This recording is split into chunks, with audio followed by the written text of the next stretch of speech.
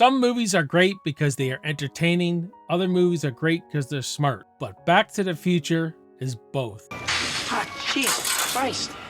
Jesus Christ, Doc, you disintegrated Einstein. Calm down, Marty, I didn't disintegrate anything. Perfect story wrapped in pop spectacle. A time travel adventure story that's really about one thing: believing in yourself. No, Biff. You leave her alone. It's not just Marty's story, it's George McFly's. A shy, bullied man who, thanks to his son's mistake, finally finds his courage, and that's why Back to the Future still hits as hard today as it did in 1985.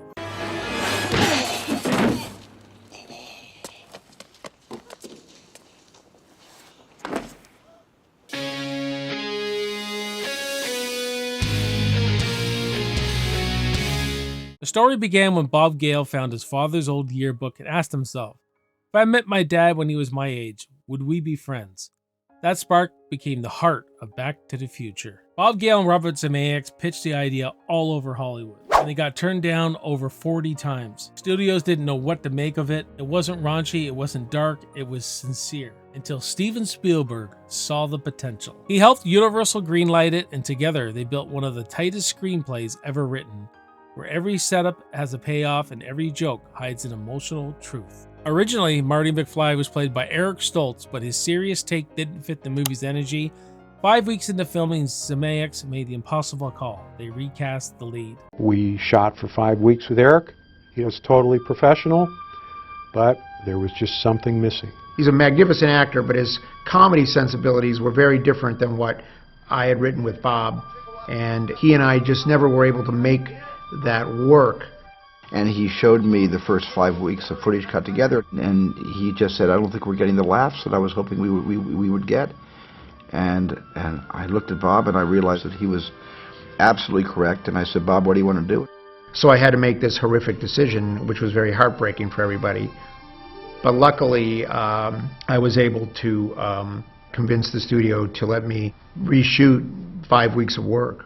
Michael J. Fox steps in, juggling family ties at the daytime, shooting Back to the Future at night, and going from two opposite characters. Like, truly a great actor here. He may have slept 3 hours a day, but when he stepped onto that set and in front of that DeLorean, this movie just came alive. Christopher Lloyd as Doc Brown brought chaos and warmth. Together, they were cinematic lightning, science fiction grounded by friendship. Marty, you made it. Yeah.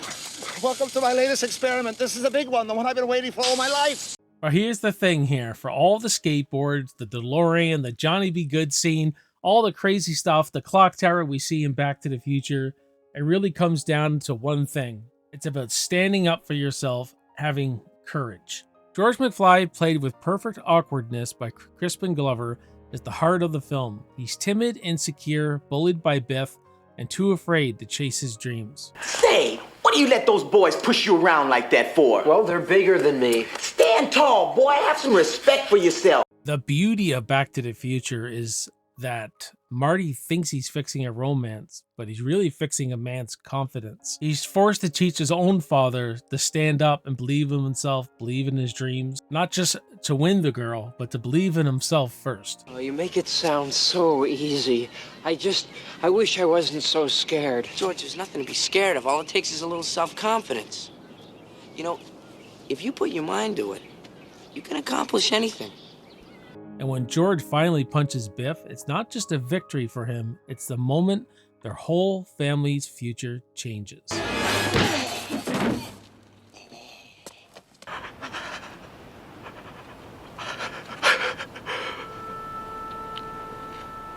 Are you okay?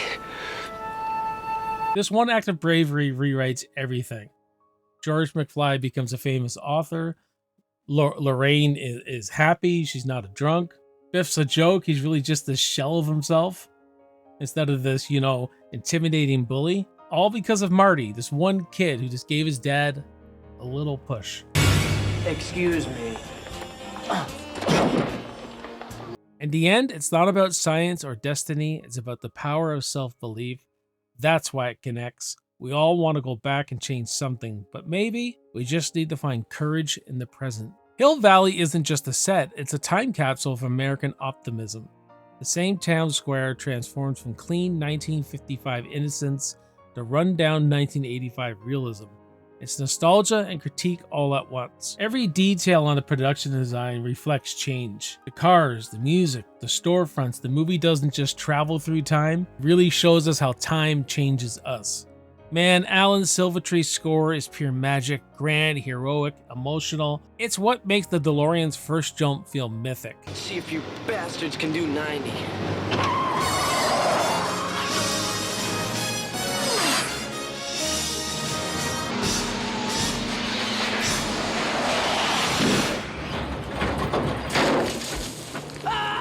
Then there's Huey Lewis and the News, the Power of Love anthem, the Back in Time anthem, just really two great rockin' tracks, man.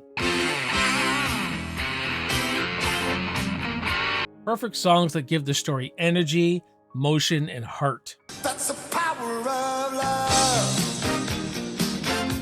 That's the power.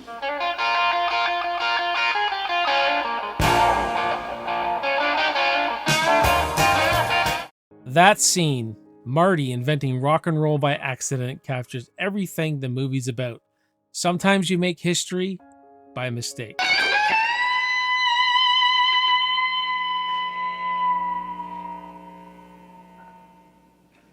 The clock tower scene remains one of the most perfectly edited climaxes in film history. It's pure momentum.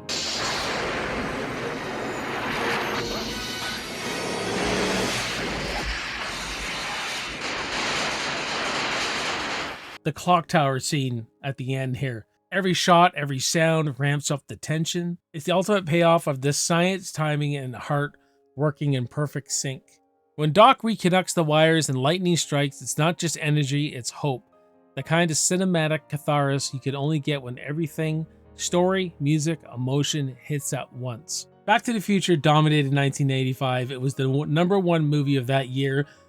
And this is just my personal opinion, but I think it's the ultimate movie of the 1980s. It's the most timeless movie of the 1980s. When I think of 1980s, Back to the Future, first movie that comes up in my brain. It launched 2 sequels and turned the DeLorean into an absolute icon. But its real legacy isn't the time travel, it's the message that we shape our own destiny, that one act of courage can change everything. Because sometimes changing the past isn't about time machines, it's about courage. George McFly shows us that heroes aren't born, they're made. The choices we make, the choice to stand up, the choice to have courage, and that character motif, that is what is timeless. 40 years later, Back to the Future still feels like a miracle. It's funny, it's heartfelt, it's got this perfect structure, and something that's deeply human. But more than that, it's about you believing that you can rewrite your own story. So that is it, guys. That's the Back to the Future retrospective. I hope you enjoyed it. What is your favorite moment in Back to the Future? Is it the clock tower scene, the DeLorean stuff, the Johnny B. Good scene? Let me know in the comments. We'll have a great discussion on this classic 80s movie, pure 80s cinema, and we'll discuss it, all that jazz like we always do. My name is Jason. You're watching BACKTRACK Cinema. I'll see you next time, and I'll see you in the movies. Cheers.